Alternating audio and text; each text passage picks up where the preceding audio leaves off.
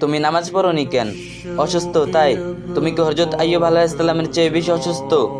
তুমি নামাজ পড়োনি কেন? দায়িত্ব থাকার কারণে? তোমার কি হযরত সুলাইমান আলাইহিস সালামের চেয়ে বড় রাজত্ব ছিল নাকি, যে দায়িত্ব সামলাতে গিয়ে নামাজ পড়তে পারোনি? তুমি নামাজ পড়োনি কেন? স্বামীর অত্যাচারের জন্য? তোমার স্বামী কি বিবি আসিয়ার স্বামী ফিরআউনের চেয়ে বেশি অত্যাচারী ছিল? তুমি নামাজ পড়োনি কেন? সাংসারিক কাজকর্মের জন্য? তুমি কি ফাতেমা রাদিয়াল্লাহু তাআলা আনহার চেয়ে বেশি সাংসারিক ছিলে?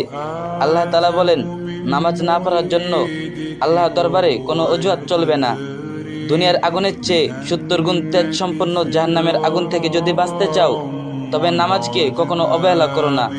আল্লাহ তাআলা আমাদের সবাইকে সঠিক সময় 5 ওয়াক্ত নামাজ পড়ার তৌফিক দান করুন, আমিন।